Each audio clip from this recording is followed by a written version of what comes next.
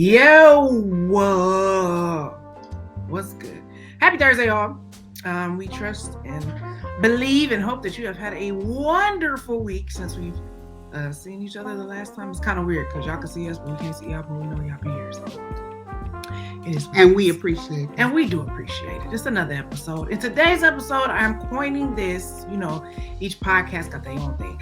I'm gonna coin this skydiving episode. Okay, so I have gone skydiving. Okay, it was quite the experience. I was hella terrified, but I watched Selena and she had bungee jumped in the movie, and her whole life was clear. So I was like, wow, I think I should do that too. Selena. Selena que tenía pares. Was that in the movie? It was in the movie. She's bungee jumped on that. Bungee. Okay. Anyway, I figured it's more or less the same. I'm gonna do it too. So anyway, this is a skydiving episode because we're getting ready to take a very giant leap, okay, off of the plane of our regularly emotionally scheduled flight of I'm cool, I'm good, I'm chilling, I got this, we Gucci, whatever it is that you say where you be trying to deflect and tell people like it's not all that serious. And we're jumping. This is a tandem jump, okay? We're linking arms with you, okay? It's a tandem dive into the wide open spaces of vulnerability. So I know all that sounds very frightening and very like, oh my God, I don't know if I'm ready. But you clicked on the video, so you clearly are here for it. But don't worry, we got you. I promise. It's gonna be relatively, I can't say painless, but it'll be cool, okay? We sort of specialize in this thing. Anyway, before we start, couple questions, okay? Before we do the full jump, okay? Do you have trouble sleeping? Do you have sort of nightmares, flashbacks, too many thoughts going on in your mental mind as you're trying to sleep at night? Or are you able to get sleep, but then you wake up? Okay. Mm-hmm. Do you get scared? Do you scare easily? Like, it doesn't matter what it is. Are you just always kind of on edge about something? Do you get startled fast? Do you always feel on guard? Are you a pop-off king or queen? Do you just be getting angry out of nowhere sometimes and then I know for sure. But I know where mine comes from. This is what I said. The rest of that question is you don't know where it comes from. I can always pinpoint mine. So that is true. But that's work, okay? Does it feel like it comes out of nowhere? You can't really pinpoint it. And then do you have a tendency to overindulge in things that maybe you should not have, whether that be food, work, people, liquor, drink, whatever. Pick your thing, okay?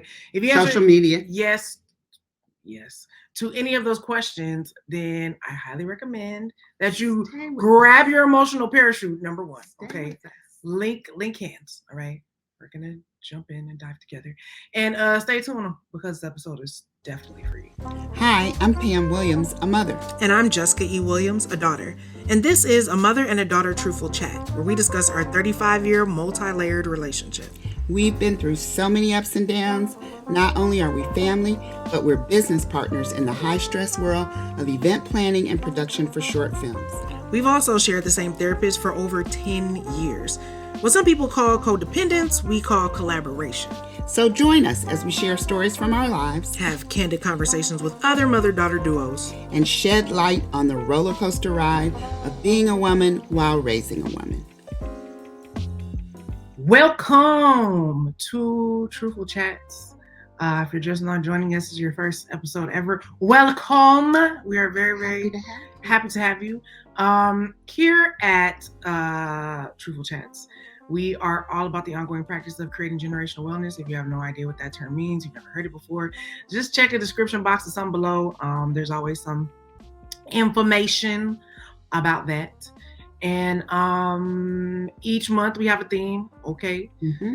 And our Truthful Chats unpack that theme a little bit. So here we go. It is August. Summer is still here. I'm kind of happy. It's ridiculously hot outside. I don't go outside during the day. But it's August, and our theme is actually Unpack. I know it felt like we said that word way too many times, but it was on purpose. And if you clicked on this video, you should know we're all about this episode. It's called Unpack Your Traumas and Your Triggers. But first, a toast. First of all, this is the Jesus Year episode. I don't know if it's in conflict to drink liquor and It's our 33rd bring up episode. the Lord, but it's our 33rd episode. So shout out to you turn the water into wine. Our Jesus episode. But it's also Pam's 38th wedding anniversary. Pam and Ellis. It's not just me. Well, they don't know him, so that's my daddy. What we talking about? But anyway, it's my 38th I said wedding. You because you're sitting here, but it is Pam's 38th wedding anniversary. Clearly, she's married to somebody. Okay, to my father. So, and we're shout out to y'all. We're actually drinking a little champagne today to celebrate this. We drink. Well, I guess y'all don't need to know that. Usually, I have a mug. I have a mug as well, but we're doing this. Anywho, I told you guys this was a skydiving episode. Skydiving, tandem jump. Okay, don't be scared. We're on this together. But this is important to understand your feelings and your history around said feelings and memories and things of that nature, because it helps on the path to creating generational wellness. You can't create paths with debris and all the things in the way. So think of it as we're paving the way to build a better road, if you will. Absolutely. Absolutely. And unpacking, which is our theme for the month, is particularly beneficial when it comes to talking about healing trauma, right? Because most triggers are related to some sort of trauma. We're going to get into triggers in a minute. Excuse me. But when you unpack traumatic experiences, you gain insight into the impact that those experiences have had on your life and your overall well-being, because sometimes those experiences have impacted your well-being in a negative way. That's what we want to help you get away from. It's a process that may be painful, but when you can help release those trapped emotions, it leads to recovery and healing in your life, which is what we're all about over here. So unresolved trauma can linger beneath the surface. You might not even really know it's there. That's the pop-off people. Sometimes the pop-off people don't know. Jessica's rare. She usually knows exactly. I don't like to expend my energy on craziness unless I have to expend my energy on craziness. You do? I don't know. So it can show up in unexpected ways. It can show up in your health. It can show up in hindering your personal growth.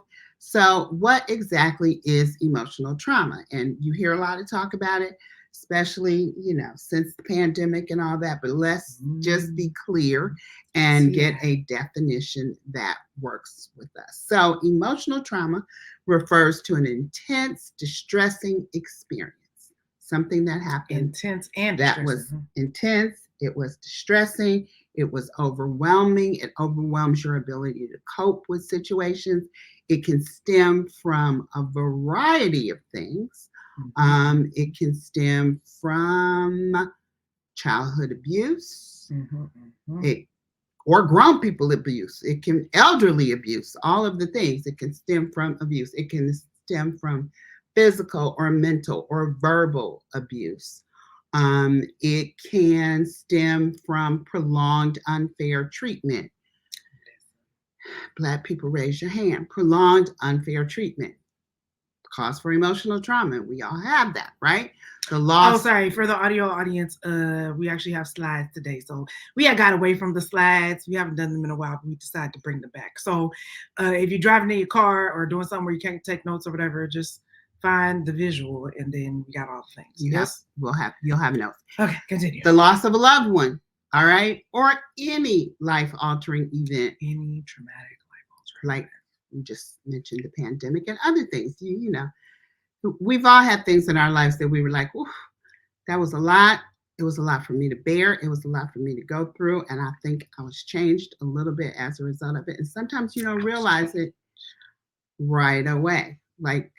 It's like when you get in a car accident or like have some form of injury, it doesn't hurt as bad in the moment as it's going to hurt after the fact. Yes, indeed. And I think that is sort of along the lines of what we're talking about. And especially because emotions are not physical things that you can see, right? And so, if you scrape up your knee, we all used to scrape our knees if we was outside, skating or biking or running or whatever.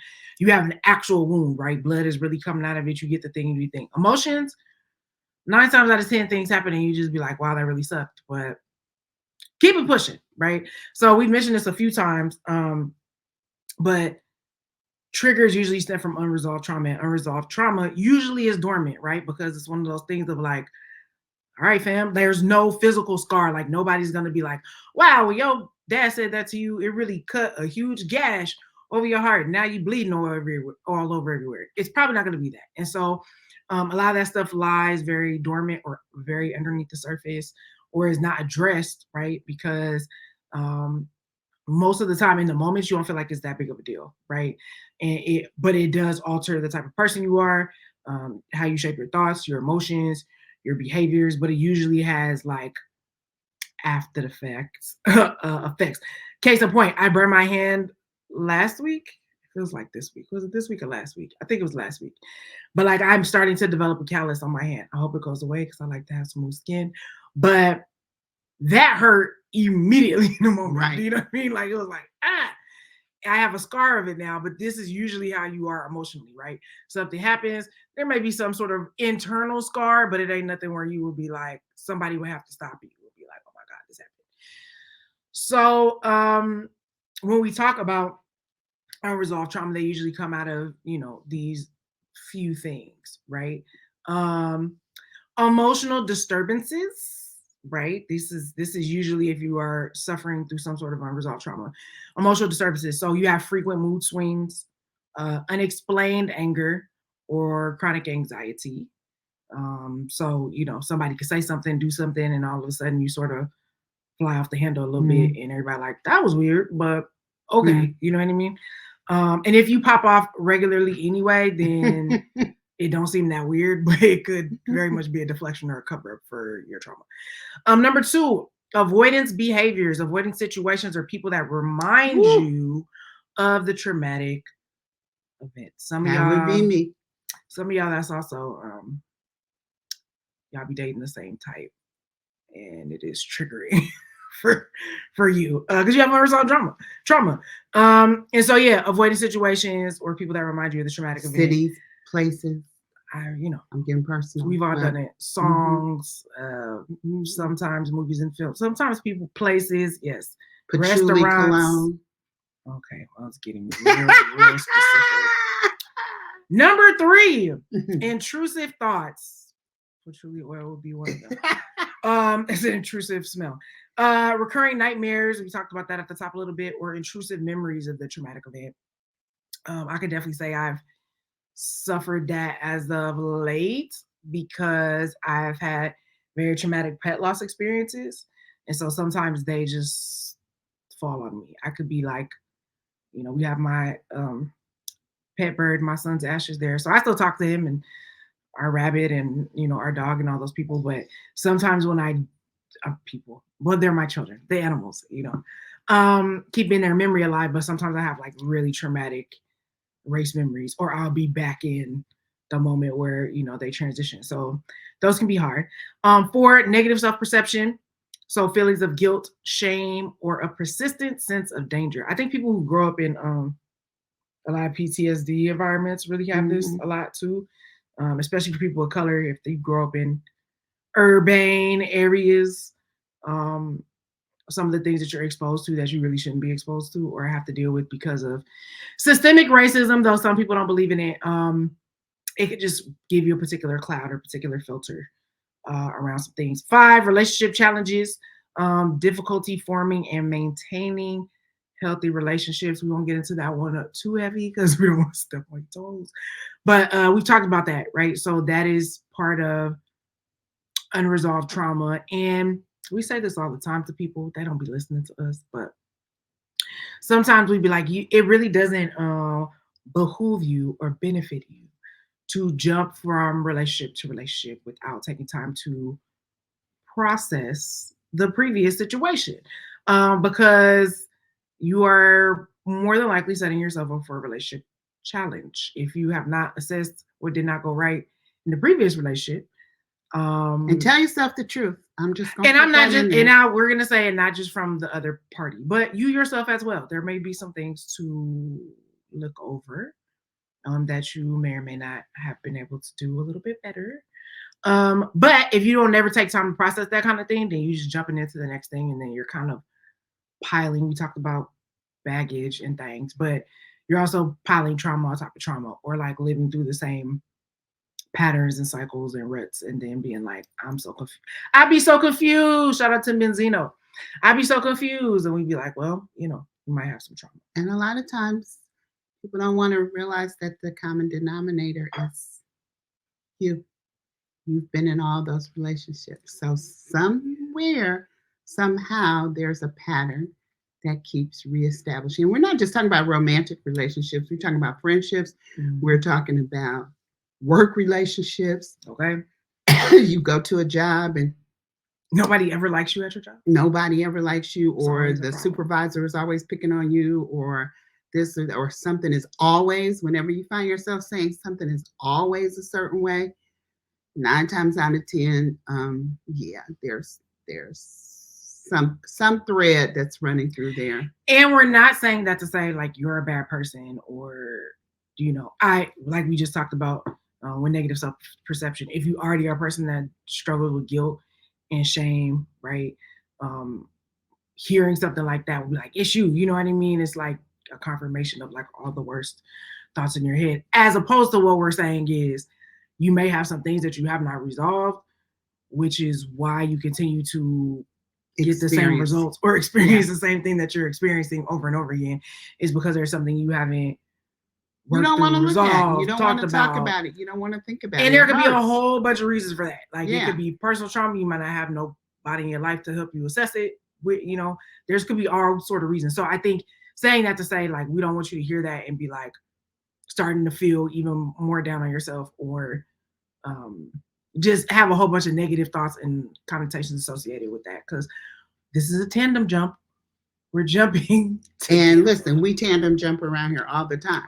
That is kind of one of the things that helps us, that is helping us to get generationally well, is the fact that we talk to each other, we share, we say, you doing this, did you realize it? You're doing this, did you realize it? And most of the time we can manage to have the conversation without being defensive. It might start off defensive, but then it'll whittle its way back down. And some of the things we're still working through. Always. All right. So y'all still there? You didn't jump off. You didn't go, oh Lord, no, I'm not. We're still free falling. We're going to get to the ground. Free falling. So let's go a little bit deeper. Here are a few more signs of unresolved trauma that unresolved trauma might be at the root of your anxiety or your other life challenges. Okay.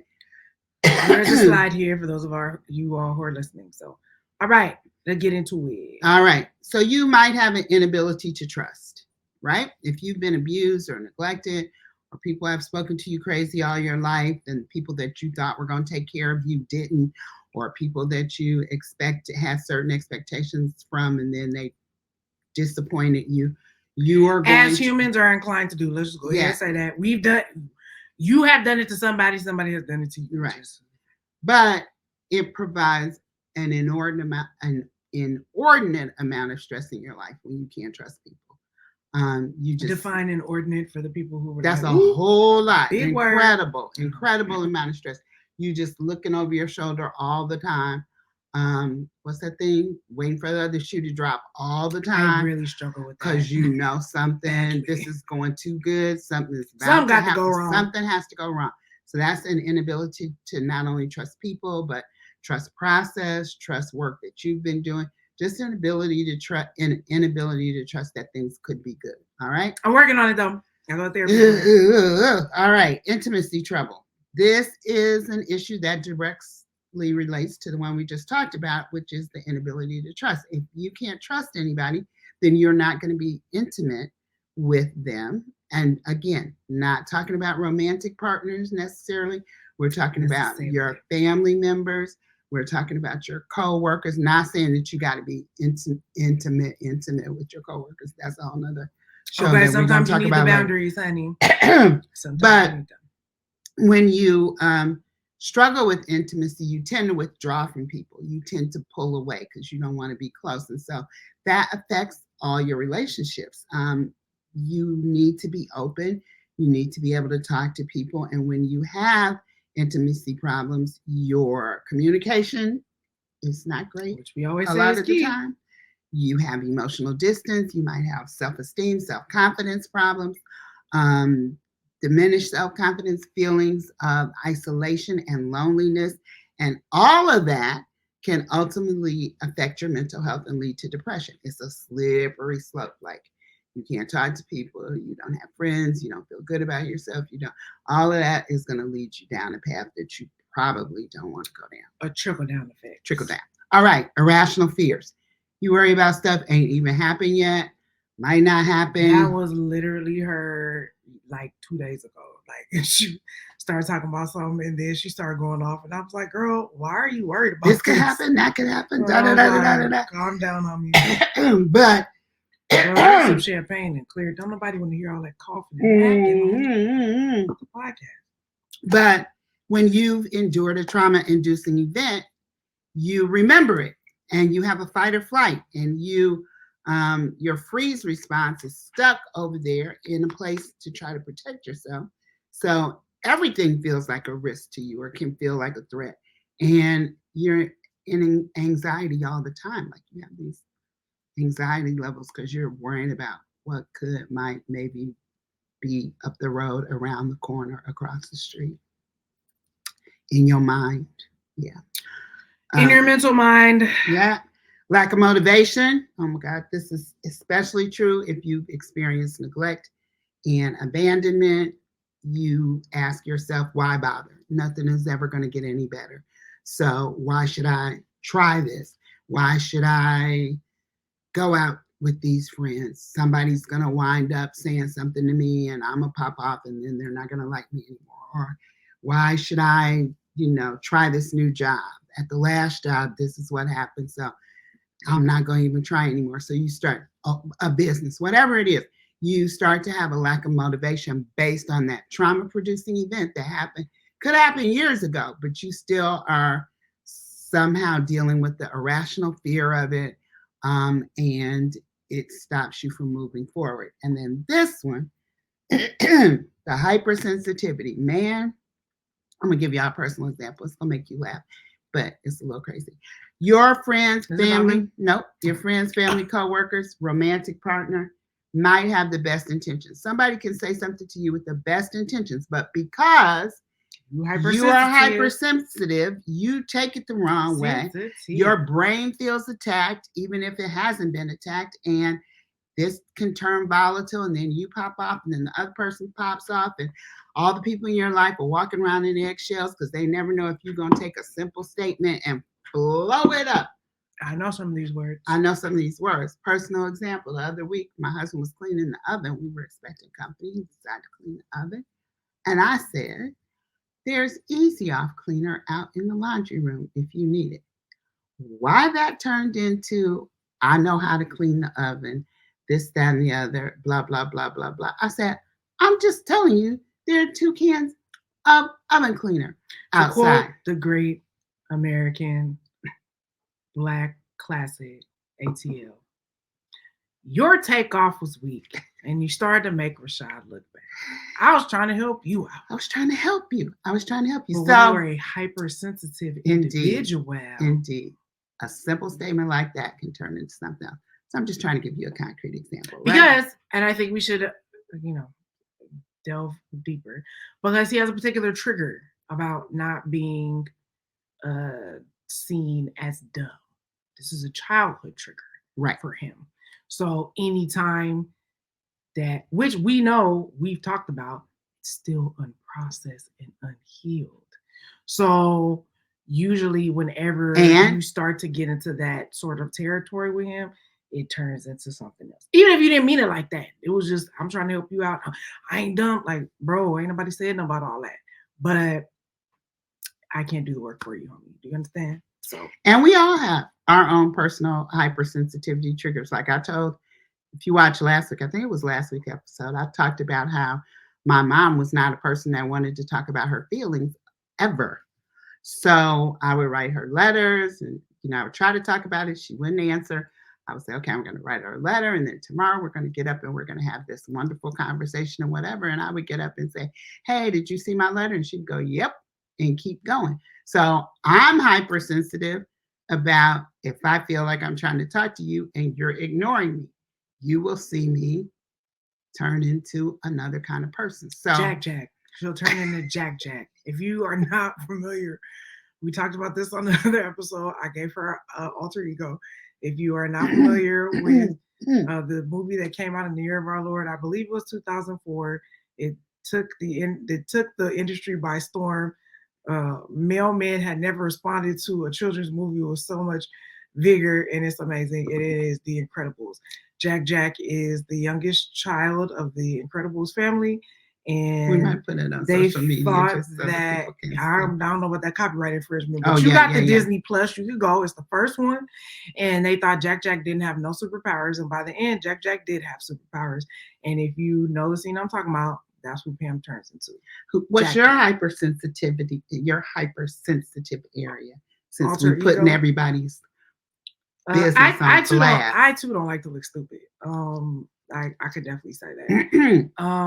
And I could totally admit that, but I think, because I do struggle with rejection, so I feel like that's a place and a point where people can reject me because they feel like I don't know something.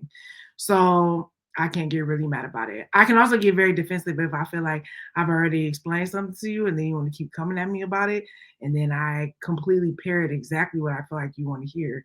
And then it's still not enough and you still want to continue to come at me with certain things. Then yes, there you go. Very defensive and very triggered. So that gives you an idea of family dynamic in our house sometimes. But you see, I can explain myself. Yeah, and I can explain myself. People don't want to feel stupid. People don't want to feel attacked. People don't want to feel not heard. So all we're saying that is if you realize these are areas of challenge in your family, in your household, start trying to figure out how you can make it better, right? Because...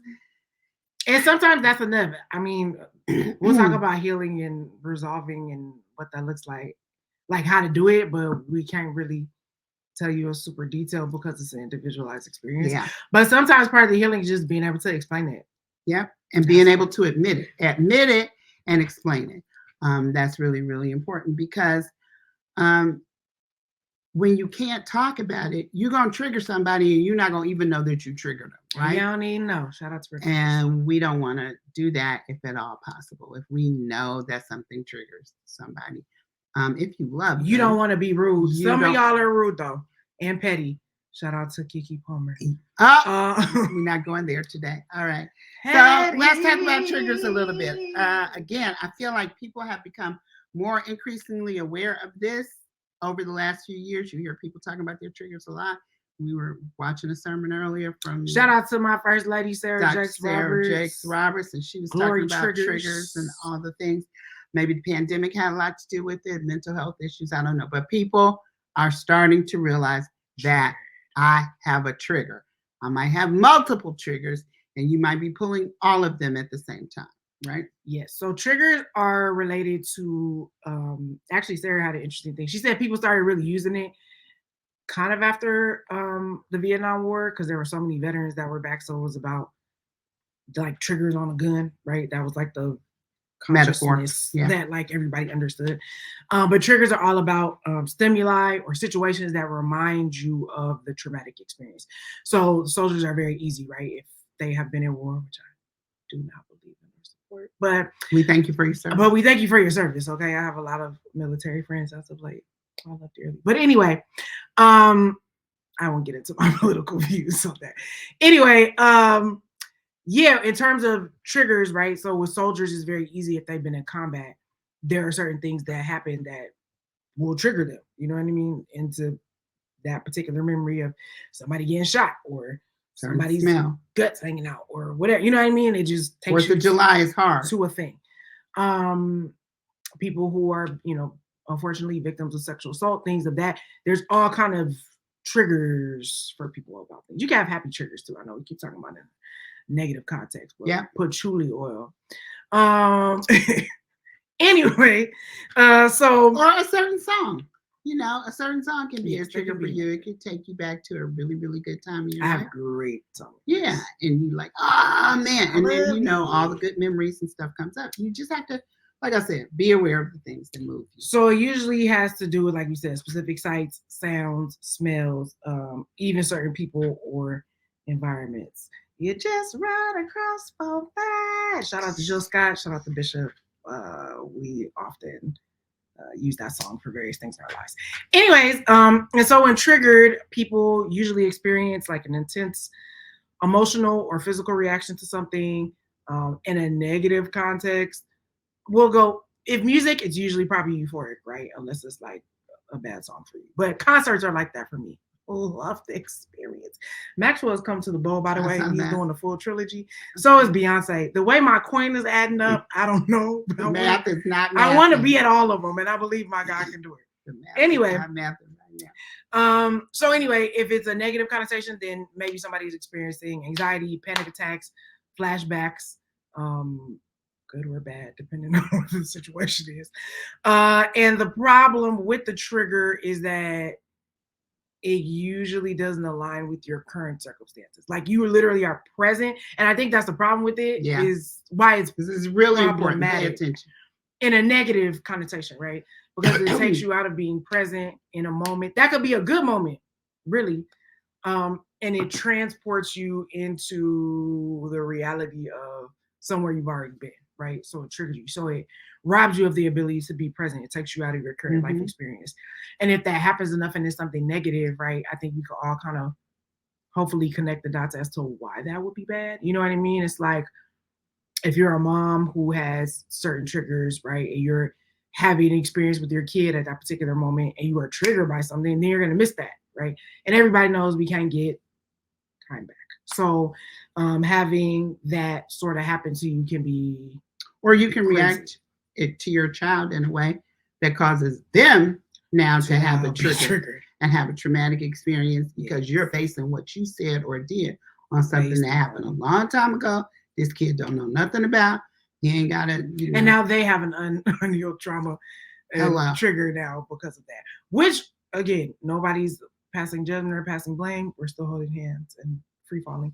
But you have unresolved trauma, right? And that's kind of the idea of creating generational wellness. If you don't know you, then that's going to have a trickle down effect, right? Exactly. And sometimes, like we said, the emotions could get a little ballistic. Okay, and get a little wild, and irrational and chaotic, sometimes violent, especially if there's a clinical diagnosis along with that in terms of mental health and things like that. Some people that have gone through that. So, it's a lot of things. Anyway, our friends over at BetterHelp gave us a list of things to say about what triggers look like. So if you like, I'm sure you've heard the word triggered, like as Pastor Sarah was saying, the zeitgeist for our time is mental and emotional wellness. Okay. Oh, sorry, that's behind us. I was like, what is that string? Sorry, I got distracted.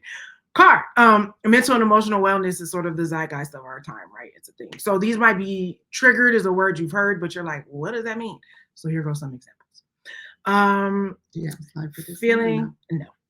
Feeling scared, panicked, anxious, or unsafe, right? So that's usually an emotional, possibly physical response. Elevated heartbeat, sweating, and difficulty breathing. So we're watching Swagger right now. Shout out to them. Shout out to Michelle Shea. Shout out to the Bythe Woods. But they have a particular set of episodes with Quavian Janae Wallace, who we ain't seen in a long time. She's big now. It's weird, especially if you watch Beasts of the Southern Wild. Anyway, but in that particular show, her character, they do a great job showing triggers. I won't spoil it. Yes. There's a situation with her coach that is not favorable.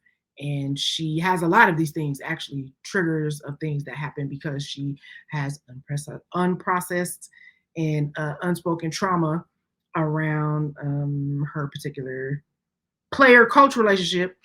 If you're reading between the lines, you probably get what I'm putting down.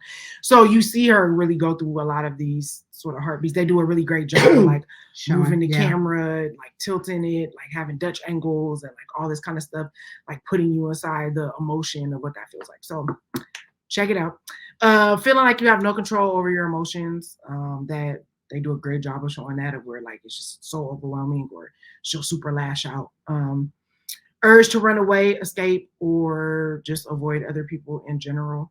I'm kind of like this naturally in my life. Like a lot of reading this, I was like, I have a lot of these things. I will really be at a party like not talking to nobody, not being mean, just a little standoffish.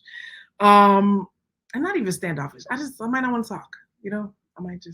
I am an avoidant. People don't know. I do have an avoidant. What is the relationship style? Yeah.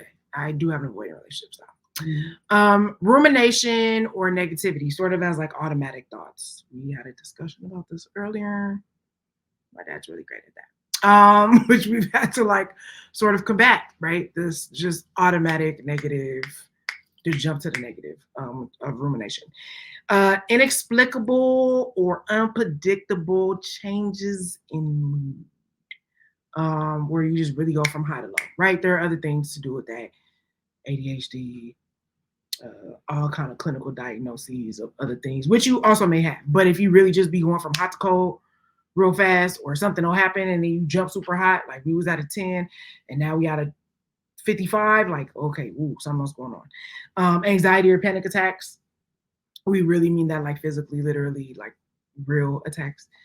And those can be mild. Like, I don't want to be like, if it's super over the top, extreme, that means you definitely have these triggers. I'm like, it could be mild for you and it's still a trigger.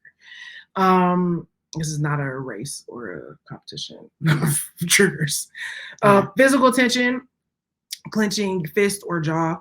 I really figured out that I did that when I went to theater school, because a lot of it is like trying to get you out of trying to free your body up from your own personal tension so that you can free your body up to do what you would do as your character. And it wasn't until I got to college that they were like, you hold a lot of tension in your jaw. And I was like, oh, okay. So I'm like actively always doing this to try to like, I hold a lot of tension in my jaw. Also, they say that in your fist. So we all know people that be clenching their fists. Just be aware of that. Flashbacks of stressful and traumatic events do a great job of showing that in Swagger too, where a touch or something somebody said will send you into the crystal vortex. Into a different spot, right? You spiraling. Delayed outbursts of anger or sadness, right? So again, this might be like something might happen in the moment. You might not address it right away. People tend to do this in a lot of stuffing. Oh yes, I was a very, very well put together stuffer until I had an emotional breakdown, and then I stopped doing it. But yes, delay. So people usually do this a lot in social settings.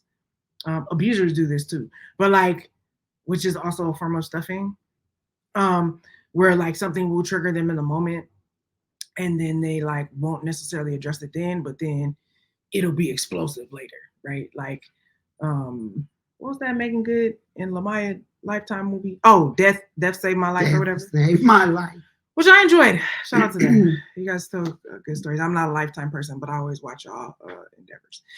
Anyway, but it was a thing. Her husband was abusive, and so things would happen out in public, but then you wouldn't get addressed till you got home. So that's a like very extreme example, but people do this all the time. So you could be at a birthday party and everything's good, but then something hits you, and then later afterwards you be feeling all your type of feelings. So, and it causes resentment toward the person that did whatever the thing is. But if you don't talk about it, you're gonna stack resentment. You stuff it all down, but finally, it's like the bag is gonna burst or the it's bottle gonna go everywhere. Which is how my therapist explained it to me when you put it on. You know how we've all had soda bottles and we shook it up, right? And then if you shaking it up and don't let it settle down, then when you open it, it explodes. So that's sort of and settling down is having a conversation. Yes, that's what it should be. Yeah, what it should be. Not just I'm not gonna think about it right now, but settling down means you settle it. You settle the issue, you settle the trauma, you talk about what caused it. Yeah. Big facts. So then here's a couple just like real life examples. I think these also came from BetterHelp, but you might see this with people who have like lost loved ones around Christmas, or right? Thanksgiving Or or any Thanksgiving, holiday. any real holiday. First, the birthday after they transition or whatever the thing is. Um, they might like start off cool, but then all of a sudden they're like crazy sad or like super argumentative out of nowhere, or and this becomes a pattern, right? Around, every Christmas or every birthday or every whatever the thing is. If it's unresolved and they're not really working towards it, then you just kind of got to know like this person might turn into somebody else at this time of year. Even if they are in therapy or working through it or whatever, just having patience with that person because they're working through it. We already talked about this with veterans, but 4th of July is usually a hard time for them. Fireworks are great for us, but very, very traumatic for others. Those bangs, those loud sounds, the barking dogs. Fireworks are hecka traumatic for animals who stay in the flight or fight response. So that can be very triggering. People who are at work and maybe being treated unfairly for various and sundry, all kinds of reasons. That's just racism, discrimination, not always. Whatever. Not always, but sometimes you got a crazy boss. Sometimes it can be racism, it can be discrimination, sexism. It can be sexism. It can be you just got a person. Xenophobia. I had a boss one time that was on cocaine. Oh my God! It was the 80s, wasn't it? The early 90s. It was the 80s, and I was really doing recreational coke super heavy then. It was just. Really, but he's also being irrational because you don't know what's going on. He was watching Cocaine Bear. Y'all know what's going on when you high. He's just doing all the things. He would give us stuff to do. It would be getting done, but he ain't gonna remember. Perception of it would be so off because of the cocaine or whatever. So all I'm saying is you can have a situation at work that can trigger some traumatic experience. And you be at work a lot. Like people I don't think school like really prepares you for that because they are just trying to train you to be an employee most of the time. But you spend more time with them people at work sometimes than you do with your own family. So being aware of that is crucial and key. But saying all that to say, if you have a boss or someone who's over you who is not very kind, who has unresolved emotional trauma, so then you might be the person that comes home, and since you don't have control in that environment, you might be super controlling at home or very assertive, taking out on super aggressive. There's also a storyline on Swagger about a young man who was experiencing physical violence at home because of his dad's super high stressful job. Right? Yeah. So that happens. And with triggers, once it's easier to recognize them and the impact that they're having on you, you can sort of identify them, start to connect the dots, right? Figure out where the trauma is coming from. That is not just you and you're not just crazy. And you know what I mean? Like this has a root, as we were talking about earlier. So when you know where things are from or you've done the work to sort of unpack it, then you can start to move into a different direction. And all the triggers, we mentioned some, but it really varies. I'm sure if you Google like emotional triggers, there'd be like thousands of answers because we're all individuals, so everything hits us different. But what's the same is they're all unexpected. Okay, so you can go from being cool in 1 minute to being in a different place and time, or have morphed into Jack Jack or said different person than who someone might normally know you to be, because now you've been triggered and now your trauma is all over the place and you bleeding on people. Messy. And we haven't unpacked it all the way. So it could be coworkers, kids, spouses, friends, changing routines, people looking at you crazy, talking to you crazy, which my friend just told me a story about that on the plane, and I was like, what? But Dad just told me a story about it at the 99-cent store. People is out here going through things, crazy. Especially after the panini, like their brains just went to the Bing. So just, have compassion for the folks. So what is important, wherever the trauma or the trigger comes from, the important thing is you got to learn how to recognize it. You got to learn how to recognize that this is something that keeps happening over and over again, and there must be a reason for it. And you got to pay attention. I know I said a lot, but you got to pay attention to yourself. You got to pay attention to other people. But like Pay sometimes we attention. say, just read the room. If you come in the room, and We should do an episode about reading the room. we are People- going to do an some episode people about really, reading the room. I don't know. Y'all And you built just, different. you're doing stuff and people are kind of backing up and taking a Not few reading the steps room. back from you. Or and looking around like, crazy okay, and well, looking for somebody else to talk to or whatever. Pay attention. There are things going on there. there are nonverbal cues of Exactly. communication. We are going to do an episode about that. I think I feel it in my shondo. All right. So how can you pay attention to the triggers and figure out what you should do about it? Number one, We have more slides, people, if you're listening. So you got to notice how you feel, right? Like, are you anxious? Are you overwhelmed? Are you having trouble calming yourself down? Do you feel like, I like to say, sometimes I have to talk myself off the ledge because my brain will start working and it will start triggering things and I will start thinking things that are not real. So that's when I call, let me talk myself off this ledge because I'm about to jump and there's nothing behind me and there's no reason for me to jump and nothing. But I have convinced myself that we are in a situation that I feel like I have to do something about. So if you're feeling that way and you don't know why, if it's justified, okay. But if you're just feeling that way and you don't know why out of nowhere, then you might be triggered and you should try and figure out what that is. Something is bothering you, low level, grade, just weighing on your mind. It's not really important. It's not a big issue. Your concern might, your concern might be out of the ordinary. If it's not a big life thing, this thing that keeps nagging at you could be related to a trigger or some unresolved trauma. Okay. If you have trauma about brushing your teeth, you know what I'm saying? Or if you have trauma about like which pajamas you're going to wear, so, if it's just like normal stuff and you're anxious about it, something is bothering you, something could be triggering you. You need to think about it. Listen to yourself. Number 3, we've all had times when we can't stop venting about an issue. We keep talking about it. But you think you put it out of your mind and then you start talking about it again. If you can't stop rehashing an issue and you keep talking about it over and over, something is still going on. You might be still triggered and you haven't dealt with that situation, right? And then check your feelings because triggers can be notoriously explosive. Explosive.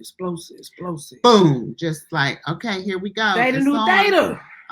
And after a while, that's where the term trigger comes from because you shoot and boom, it's out there and it's ugly, like I said, and it's messy.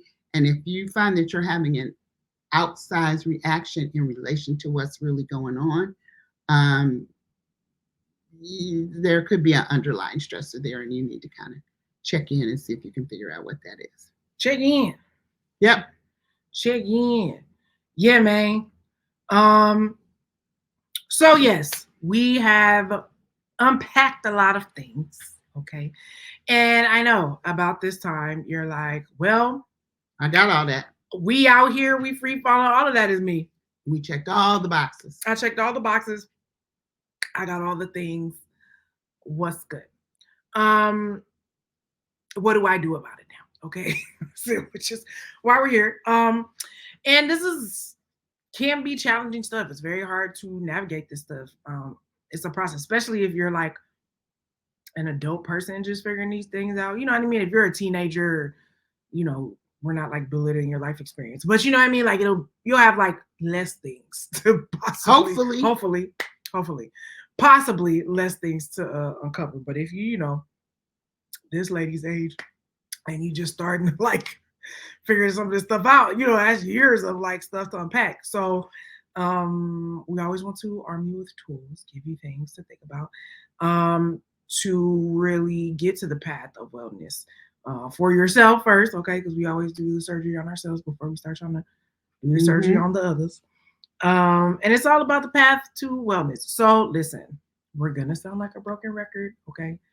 A lot of these tools we've said before, they're the tools. Could be redundant, but they're the tools. If you go to work in the garden, you need a rake and a hoe and a Speaking shovel of which, and we a still have no seeds. We're just gonna start over.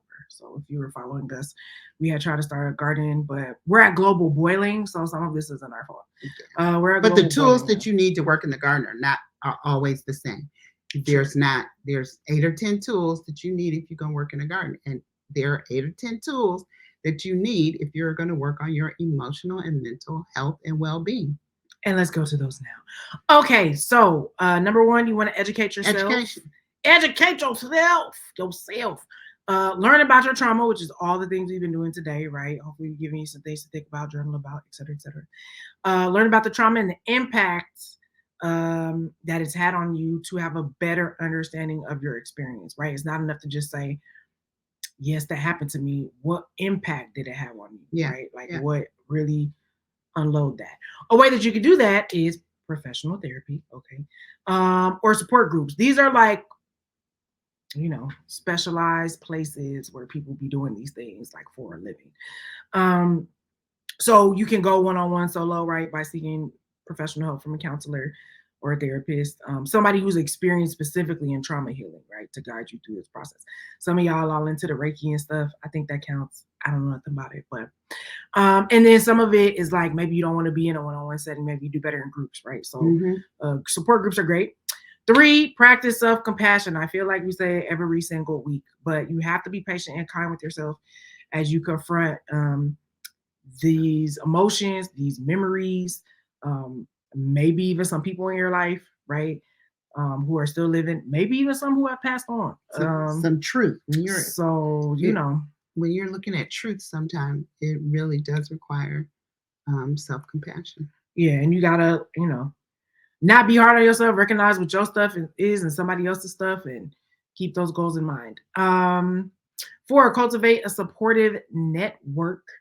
We talked about this on previous episodes, surrounding yourself, hopefully with your peers. They don't have to be your peers. Like, I don't know how you do what you do. Maybe you have older friends or super younger friends, but either way, people who are down for the cause in terms of understanding and empathetic people who can offer you some emotional support as you take the journey, because you're definitely going to need it. Okay. Even if you just need some drinking buddies, you know what I'm saying? Like after you be like, this session was really rough, or some dance party buddies, or whatever the thing is, just be responsible. That's all I ask. 5, explore coping mechanisms, engage in activities. We talk about all the time, journaling, meditation, creative expression, to help process your emotions. So it's not enough to just verbal vomit the things. Like we said, you actually have to do something to like work through the impact that it's had on you, right? Because these things have made you a particular person. It's a kind of person. They made you respond a particular sort of way. And you might have to re-examine that stuff. And it's very comfortable to be like, this me, this who I am, I ain't got to change type of thing, right? But if you are on a journey to healing, you might need to explore some other coping mechanisms, not necessarily poo-pooing on the things that have gotten you to where you are to either, right? Those coping mechanisms helped you, but once you find out they're no longer serving you, you might want to change it up. Number 6, establish boundaries. Set very clear boundaries with yourself, and possibly with other people if things start coming up from the past. We talked about this all the time. It's why families don't be speaking to each other sometimes, because things happen and people don't want to acknowledge it or whatever. And you might need to be like, hey, homie, I can't be around this person, or I can't do this thing, or I can't come to the family function. So set clear boundaries to protect yourself from triggers and create a sense of safety. So maybe you can't go to the cookout, the function, the birthday party, said thing, and that's okay. You know what I mean? Because you are in your particular process. Sorry, things were happening. You're in your particular process, and that's you. Hopefully, if your own family is not supporting you, you got that other support system. Yeah. 7, practice mindfulness. We talk about this all the time. Triggers literally take you out of the moment of your life, right? It is a thief in that way. So the more that you can practice staying present in the moment, focus on grounding techniques to manage overwhelming emotions. So you could be like, what's Jane the Virgin? The narrator used to always be like, which brings us here now, right? To this moment. So even if your triggers and your trauma and your memories start to take you someplace else, you have tools and things to help bring you back to the present moment. so you don't get stuck there.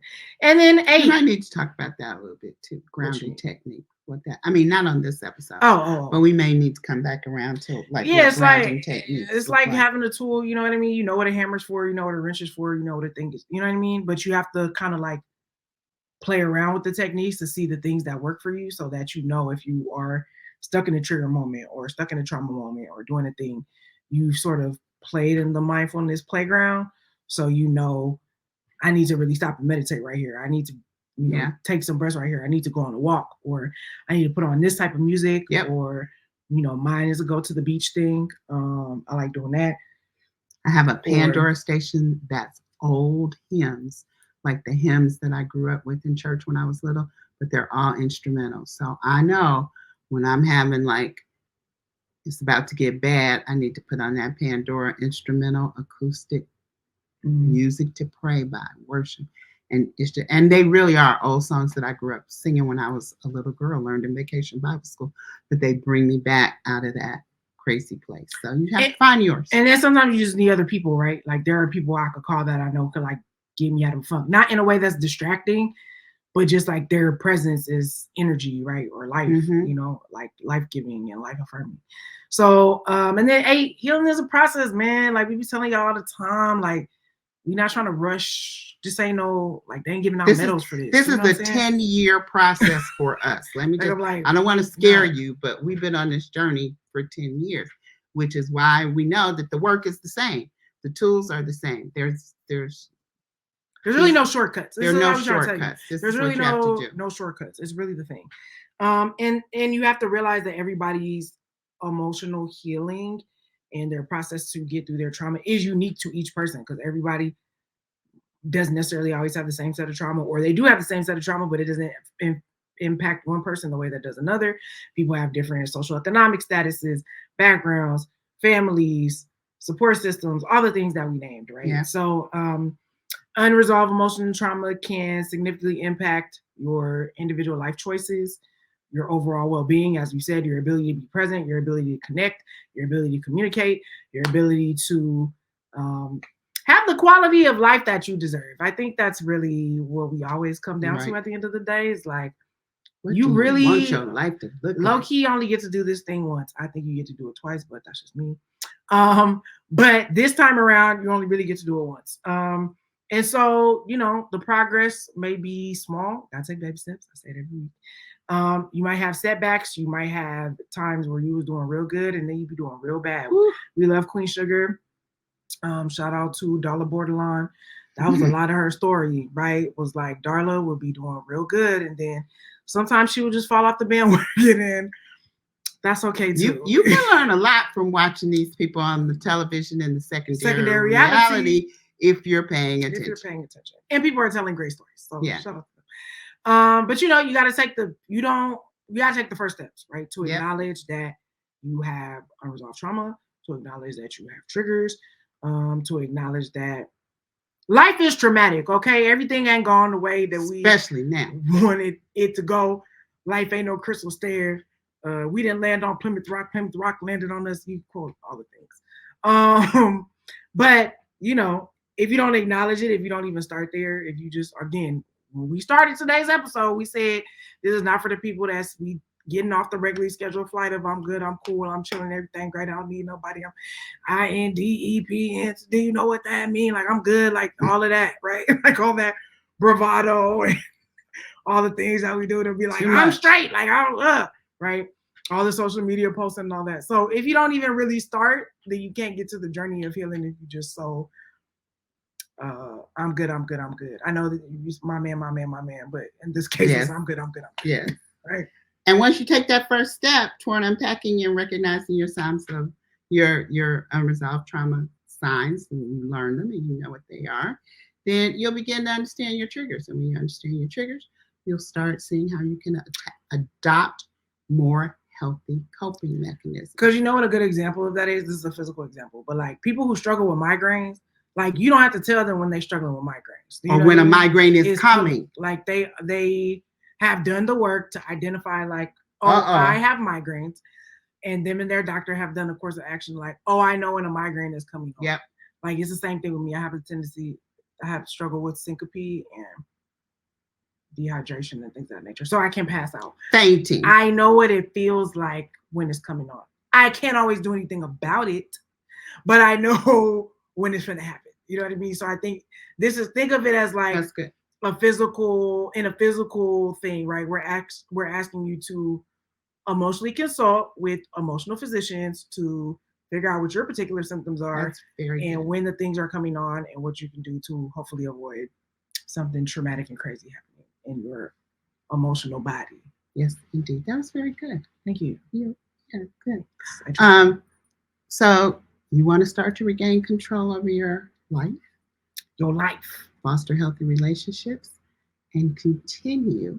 We hope you've started, so now we want you to continue. We're 33 episodes in. With the process of creating generational wellness. It is essential. All right? Essential.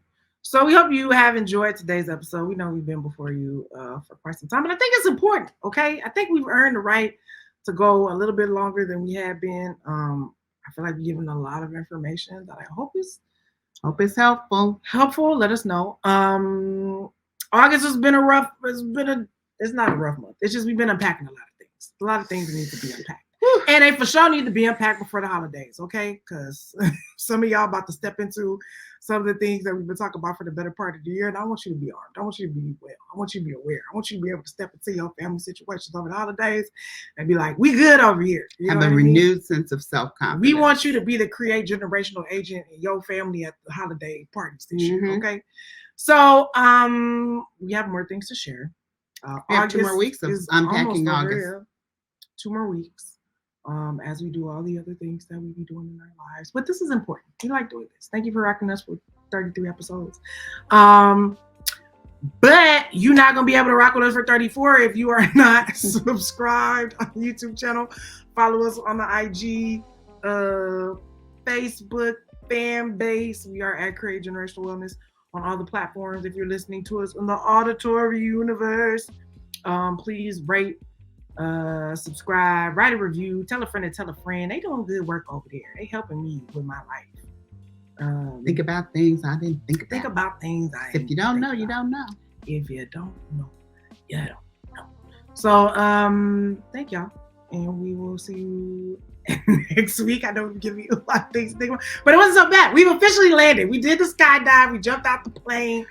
We have actually landed and nobody died. Okay, and that's what's the most important thing. All right. So we'll see you next week. All right. Bye. Thank you guys. Peace.